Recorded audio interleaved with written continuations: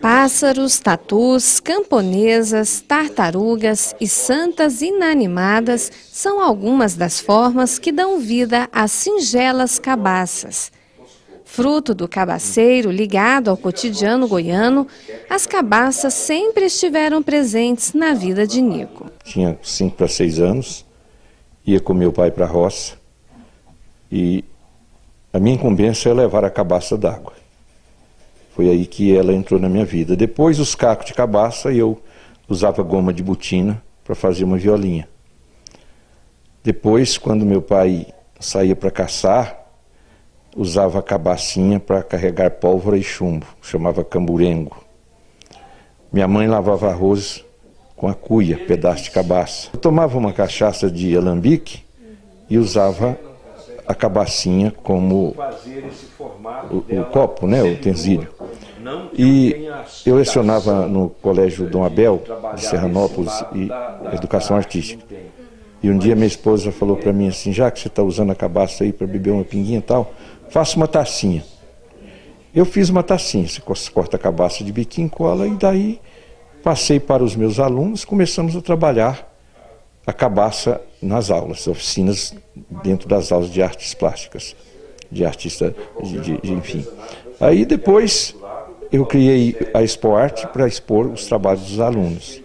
Aí depois, eu posso falar o nome de pessoas, veio a primeira-dama do estado de Goiás, Lúcia Vânia Abraão Costa, e abriu espaço para que eu comercializasse as peças que a gente fazia na Casa do Artesanato em Goiânia.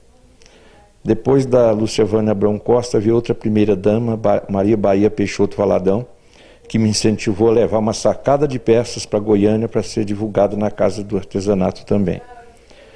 E aí foi indo, crescendo o trabalho, desenvolvendo, que a arte nunca chega a um ponto, né? Sempre você precisa mudar. Fui para o Mato Grosso, dei aula no Mato Grosso de artesanato, em escola do estado, voltei para Serranópolis, criei lá um projeto Tartaruga, oficinas de artesanato para crianças, vim para Jataí, continuei fazendo meus experimentos e tive o prazer, a satisfação de a Casa do Artesão da Prefeitura de Jataí sugerir que eu escrevesse uma peça para participar do reconhecimento de excelência da Unesco. Então, assim que a cabaça fez parte da minha vida, passou a fazer parte da minha vida. Isso já tem quanto tempo?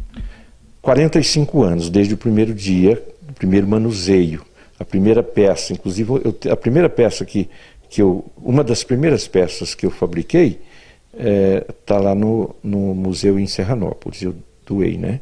É aqui no fundo de casa que Nico passa grande parte do seu tempo trabalhando em obras que estão espalhadas pelo Brasil e até pelo exterior.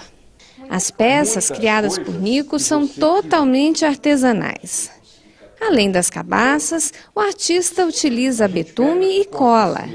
O resto fica a cargo da inspiração e da criatividade. Depois da escolha da cabaça, o que é que você faz? Depois da escolha da cabaça, eu serro no meio. No caso do pássaro, eu serrei no meio. E uma dessas partes vai ser... Pássaro tem cacunda? Eu não sei, eu vou dizer cacunda. Aqui as costas do pássaro. E aí eu serro um pouquinho aqui, para ficar essa parte de baixo mais assim, ó. Tá vendo? Ó. Ó, aqui, ó. Depois disso aqui, acho outra cabaça para fazer o pescoço. Depois acho outra cabaça para fazer o bico, a asa. E depois vou acoplando para transformar, por exemplo, num passo como esse, né? É uma trajetória muito longa, porque aí você vai acoplando, faz a asa. Eu tenho uma asa por aqui, eu não sei onde que eu pus essa asa. Agora, Nico, um pássaro como esse levaria, por exemplo, quanto tempo para ser feito? Um pássaro desse aqui é 2, 3 dias. 2, 3 dias, para ficar um trabalho bom. E eu humildemente declaro que a minha técnica ainda não está boa. Se eu conseguisse passar essa técnica para aqueles que têm dons artesanais e mais jovens, eles poderiam crescer aqui uns 40%, 50%. Então é importante que se diga isso, né? Mesmo considerando que a técnica pode ser melhorada, Nico teve o seu trabalho reconhecido pela Unesco em 2012, no que diz respeito à excelência, design, inovação e, claro, manutenção das tradições culturais. Foi importante, porque você fica mais conhecido, ou melhor, seu trabalho fica mais conhecido. Quando o trabalho é um trabalho que tem futuro, e o artesanato com cabaças tem futuro, é bom, porque há uma divulgação maior. Então eu tive uma divulgação muito grande, inclusive aproveito para agradecer a todos, inclusive vocês da TV Jataí, que sempre estiveram presentes aqui comigo, isso é bom, e outros veículos de comunicação que me abriram espaço. E eu fico muito feliz, o Sebrae me abriu espaço, me divulga, hoje você entra no site aí, está lá o meu nome, né? Recebo, ontem mesmo eu recebi uma ligação de São Paulo, de um senhor que queria uma informação sobre plantio de cabaças. Enfim, então foi muito bom, reconhecimento é importante, muito importante. Minhas peças passaram a ser vendidas com mais facilidade. Mas o caminho até esse reconhecimento foi longo. Você pesquisa aqui, pesquisa acolá, inventa aqui, a arte da experimentação. Eu vou criar um passo, ou eu vou criar um tatu. Ah, isso aqui dá para fazer uma camponesa, aqui dá para fazer uma viola, aqui dá para fazer isso e tal. Então, à medida que você vai conseguindo aprimorar, você mesmo vai sentindo. Aí é onde entra a importância do gestor público. Ah, essa peça sua aqui podia concorrer. Então isso é importante. Quer dizer, foi um processo lento, lentíssimo, mas que obteve o êxito, no meu entender. E teve todo o apoio da Casa do Artesão. Todo o apoio. Faço questão de dizer, os municípios precisam chegar à conclusão de que as manifestações culturais dos seus municípios, dos seus munícipes, precisam ser valorizadas.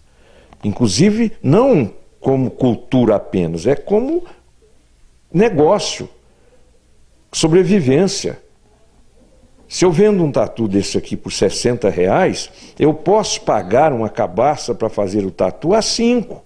Se eu vendo uma imagem da Santa Inanimada por 120, eu posso comprar uma cabaça por 20, uma cabacinha daquela. Então, sabe, é uma acoplagem de ganhos. E falando em acoplagem, a técnica da acoplagem de cabaças é criação do artista. Significa unir, significa aconchegar.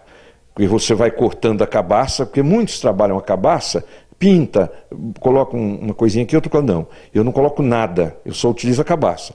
Né? Pode observar, eu corto, eu faço a orelha de cabaça, a outra eu vou acoplando, acoplo o casco do tatu, o rabo do tatu, os pés. Então, a técnica a acoplagem, que foi justamente a técnica reconhecida pela Unesco, ela tem o objetivo de pegar partes da cabaça e unir uma a uma até formar o objeto desejado. No caso da escrava liberta, eu chamo de escrava liberta, por exemplo. A escrava liberta, eu primeiro faço o desenho, porque eu sou costureiro, é fácil.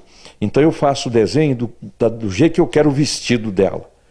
Depois que eu faço o desenho, vejo a cabaça que eu quero, o tamanho, vou cortando e depois vou acoplando. Aqui vai acoplando uma cabaça, 2, 3, 4, 5.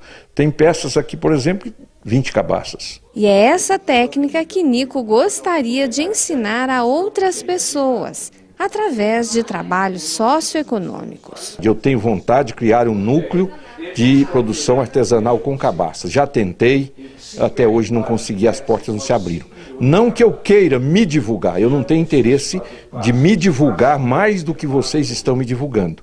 Eu tenho sim interesse de colaborar como artista que sou para o crescimento de comunidades, como nos assentamentos, por exemplo, criar um núcleo de trabalho de produção artesanal, plantar a cabaça, 2, 3, 5 hectares, ensinar pessoas que têm dons artesanais lá no assentamento e depois fazer uma cooperativa e exportar. Os chineses não estão fazendo isso com o Brasil, não é?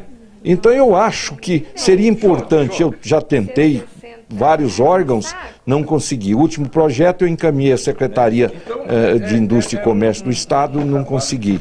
Não estou em busca de projetos, eu não estou em busca de faturamento de projetos meus. Eu estou em busca de fazer oficinas treinar monitores para que esses monitores possam fazer daquela comunidade uma comunidade produtora de trabalhos com cabaça, porque tem um lucro muito bom. Uma peça dessa aqui, por exemplo, eu falava para você ainda há pouco, eu vendi uma peça semelhante a essa a R$200. Às vezes, pessoas, o pequeno produtor, aquele que está no assentamento, que está tentando a vida, se ele tem um dom artesanal, os governos, seja municipal, seja estadual, federal, devia fazer pesquisas e ver a possibilidade de transformar uma dessas áreas num núcleo desse. Porque, como eu disse, aquela peça eu vendia R$200. Eu não tenho investimento quase nenhum. Essa peça que eu estou concluindo aqui é 380, com acabamento. Então eu acho que os governos estão devendo isso. As manifestações culturais dos municípios, dos estados, deveriam ser mais valorizadas. Nós estamos recebendo produtos da China, produtos e mais produtos dos chineses. Vêm os chineses para cá, poxa, por que nós não podemos criar o nosso produto de exportação com a nossa matéria-prima, ecologicamente correta, diga-se de passagem, né?